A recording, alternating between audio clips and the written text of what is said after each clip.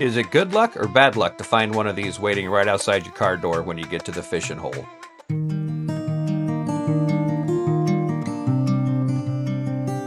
Welcome back to Columbia Bounty Fishing. My name is still Brandon, and we are back in Southwest Washington. You know, I hate that I got down here late, but boy, do I love the time of day to get here. It is pretty out. Life intervened this morning and prevented me from getting off as early as I wanted, but again, what a great time to get here. I've been here for less than 10 minutes. This is the new spot I found last week that I wanted to check out this week. I've had one bite. I'm seeing a lot of signs of life. The water is about 8 feet deep in front of me where I'm casting, but it's also low tide. So when that tide comes in, it's going to be more like 12, 14, 15 feet deep. So this spot, from a depth perspective, is perfect. Just got a bite.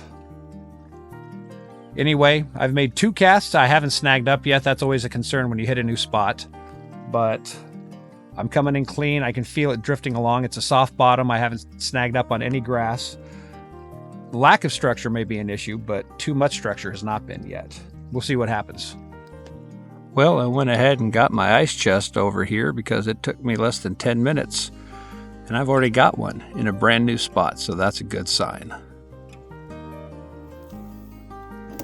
So it begins. The fish are letting me know tonight that they really appreciate a little movement.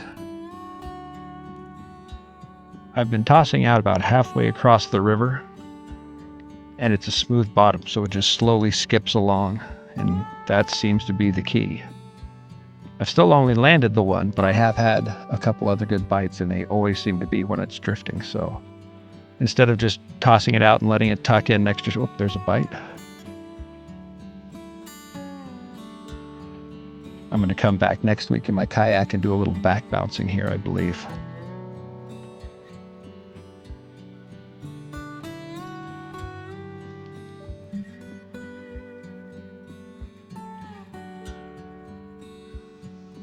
Oh no. That is not what I was hoping to see.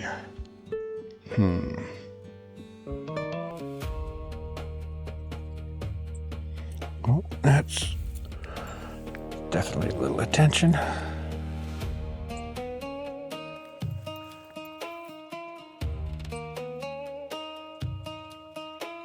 There we go, come on.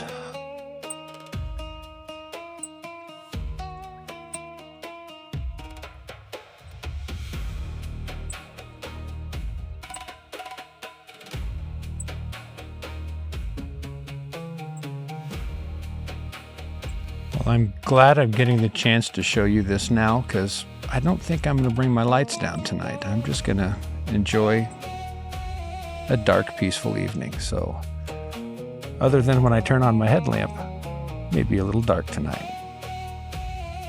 And I'm still getting messed with. But they won't commit. Just a quick touch, and then they're not coming back. Which tells me it's probably not the fish I'm looking for. Have I mentioned that there was one downside to this spot?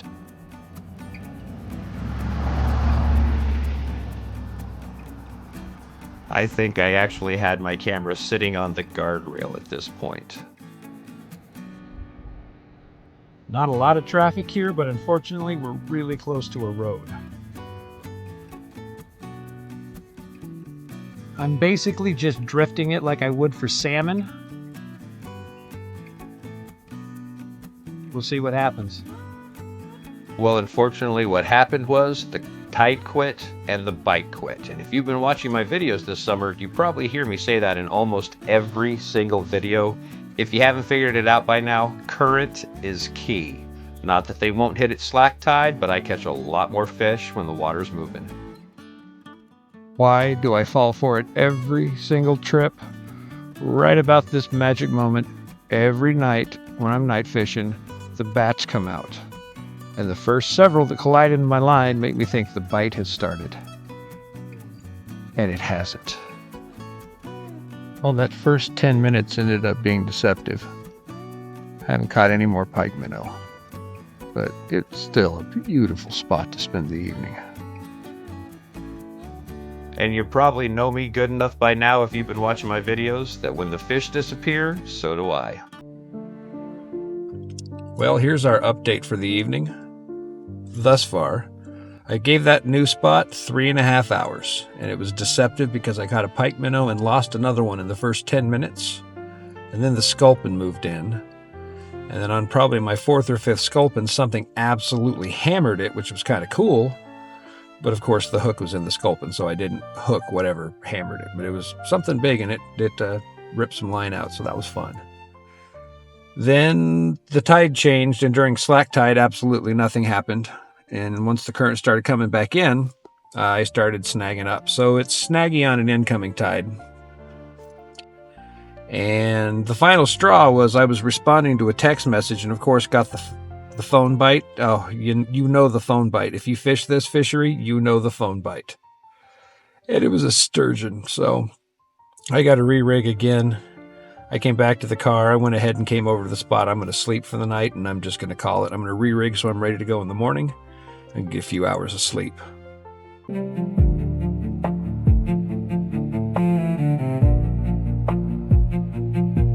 And that really was a great plan. I had every intention of following my own advice, but unfortunately nobody got the message to my bladder. So I was up an hour and a half later, and since I was up, you know I had to stick a line in the water. It's me. There is some moisture in the air tonight. The air continued to cool off, the fog continued to build, and much to my surprise, given these beautiful conditions, I did not get one single bite, so I actually retreated and got a little more sleep. But before I did... I don't know if the camera's going to pick him up or not, but we've had our first beaver sighting.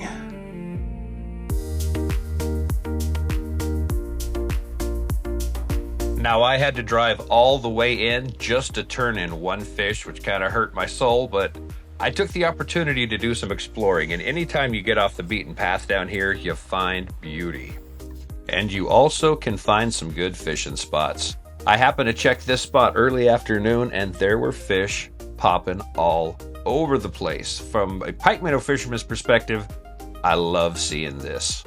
And it doesn't mean that they're going to hit what you're throwing out there, but it's great to know that the fish are actively feeding before you even start fishing. I mean, these fish were coming clear out of the water.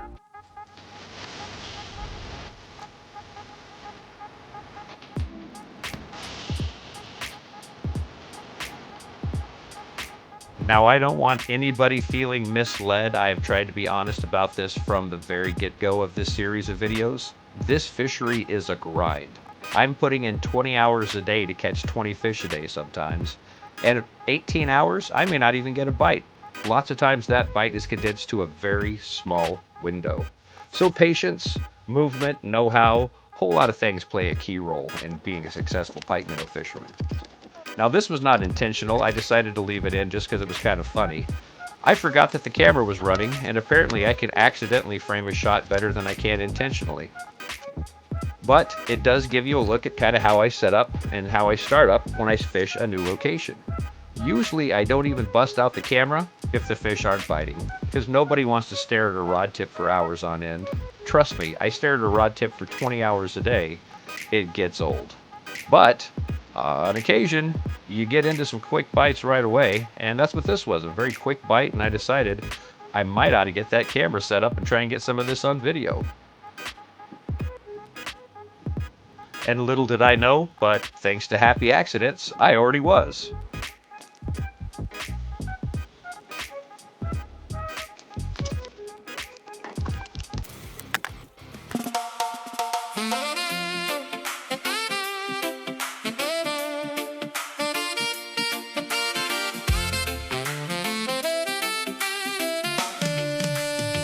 That's a good fish right there. Well, I've been here all of 10 minutes, and I've already caught 2 shorts and 1 keeper. And there are fish jumping everywhere. A lot of them are short, but there are keepers in the mix too, so I'm really hoping we can pull some good ones out. The breeze is picking up, so I'm not sure what that's going to do to me, but if it would just stay where it's at, this is tolerable. This is pleasant. Don't tell Mother Nature, she'll throw me a curveball.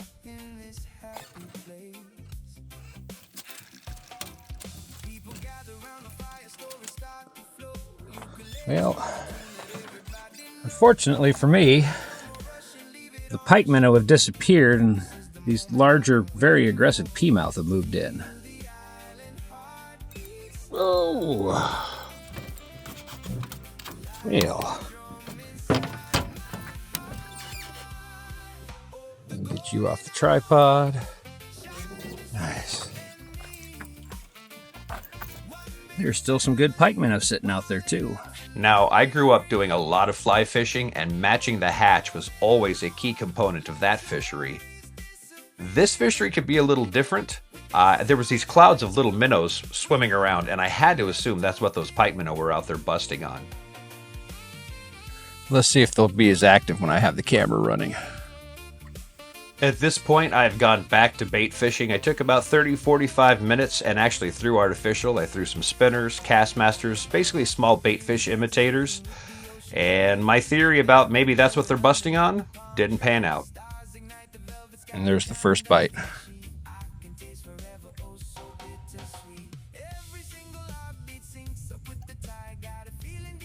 There's another little tap.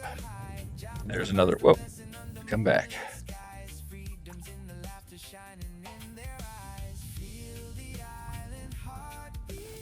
Oh, swing and a miss. He's already back. Or more than likely, his friend has now found it.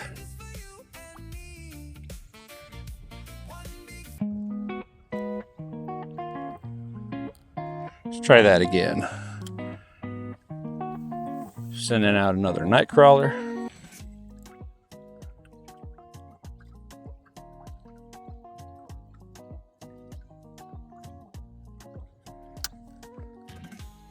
About 10 feet deep out there in front of me.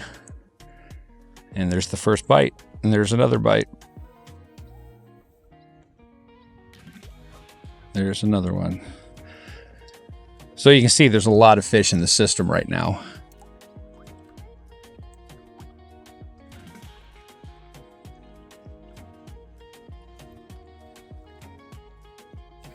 Got him.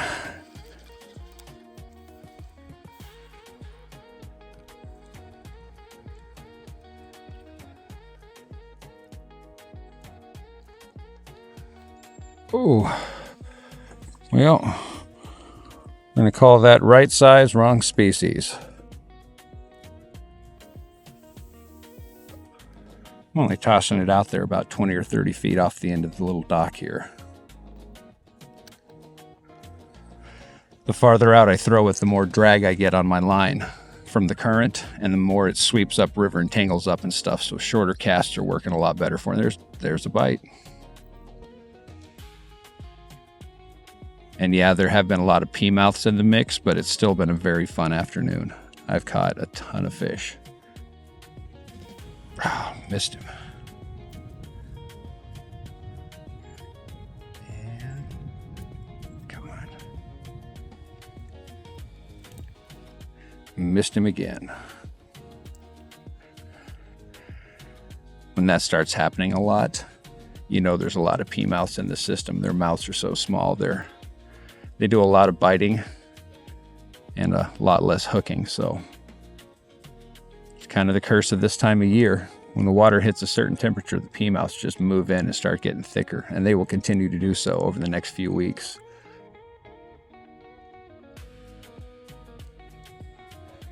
Got him that time. Not sure why I chose to sing that.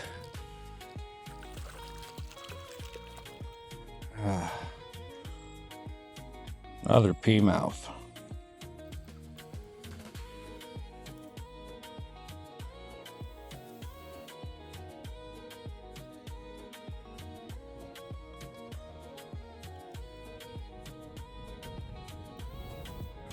Let's take a minute to straighten out that worm.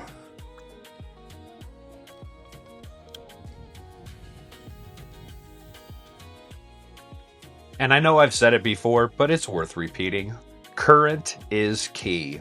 We hit the top of the high tide and the current disappeared, and so did the fish. And when the bite picked back up, it was nothing but pea mouth.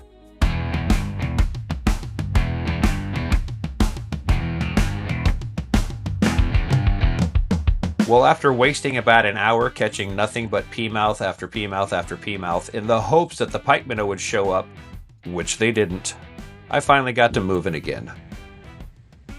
Well, before I decided to do my big move and head upriver for check-in tomorrow morning, I decided to stop and hit one last place. And I have caught one keeper and had a couple of bites. And I decided to put some faith in that last spot I stopped that afternoon and gave it a couple of hours. It was a beautiful, beautiful day. I did catch a couple of fish, but it was pretty slow.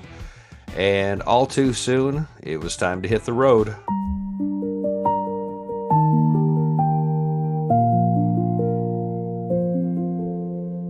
And I know that I included this shot in my last video, but anytime I go over this pass, I always stop and take a picture or a video. It's so beautiful. If you have driven Highway 4, you know how beautiful this area is.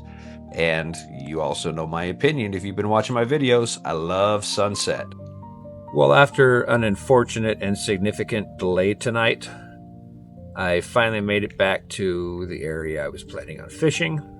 I stopped by the pier to give you a little update because there's light and there's fish. I started off this morning at the new spot that I tried last night, and I caught 4 or 5 keepers, a short or 2, and then it just died. So the tide changed, it didn't pick up. I moved to a new spot, picked up 3 or 4 fish, and then it kind of died. And then I went to another spot and I picked up 2 fish. So I found a few everywhere I went, but it wasn't like last week where I was finding 10 or 12 everywhere I went. So fish were caught. Oh.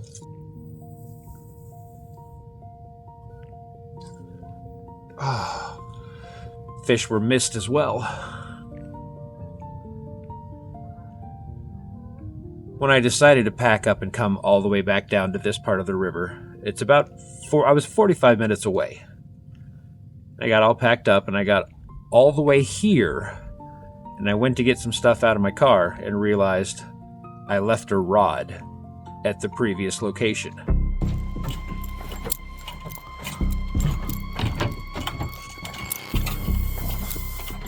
Moment of truth, moment of truth, moment of truth, moment of truth. Yes! So it was about 45 minutes back. The rod was still there. 45 minutes back. So I ended up spending about 2.5 hours of the night when I should have been fishing behind the wheel. So, and the fact that I got here and there's a bite going on is really aggravating because I may have missed 2 hours of good fishing. Who knows? But at least I'm getting a few now. I'm going to stick it out for a little bit longer. I am very tired. And tomorrow's a new morning, so we'll see what I can do. I'll check back in after a bit.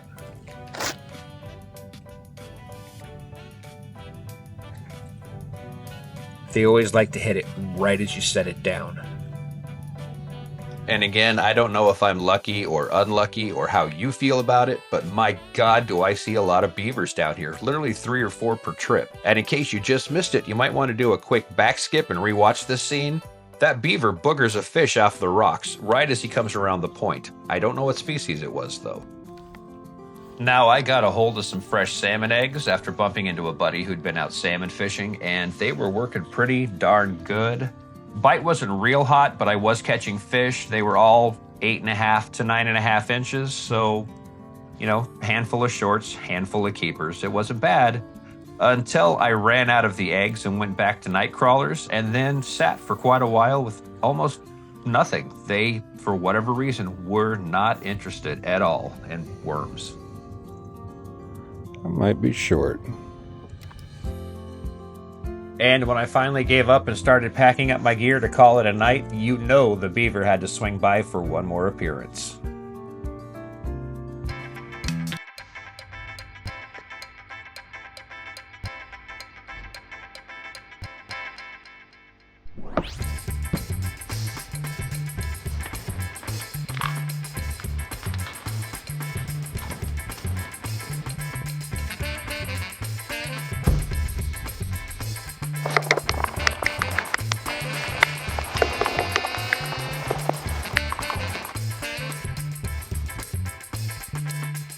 25. Could have been worse. Well, 25 was our final count by me and the technician, so no shorts this week. I officially just turned in 25 and got credit for 25, so that's not bad. I had another kind of slam dunk at the very end. I think I doubled my fish count that last couple hours, so at least I caught some, you know, worthwhile. Wasn't a bonanza trip, but it was a good one. Beautiful, beautiful weekend once again. Not weekend, but my weekend. We are now in the car headed home. I am doing a quick turnaround. I'm going to be home for a day and a half, and then I'm coming right back down with my kayak. I've done enough probing from the bank that it's time to get out and see if I can skip the discovery phase and go right into just landing some fish. So it may be a good trip. I sure hope it is. So tag along. That video will be out next week. This has been Columbia Bounty Fishing. My name is Brandon. Sure glad you guys tagged along. Glad you made it this far. Glad you're watching, and I hope you're really enjoying these videos. It's been a blast making them. Anyway, stay tuned, everybody. I'll see you soon. And I would like to say one last thank you to all of you who have liked, commented, and subscribed and engaged with these videos. It lets me know you appreciate it, and I want you to know that I really appreciate you.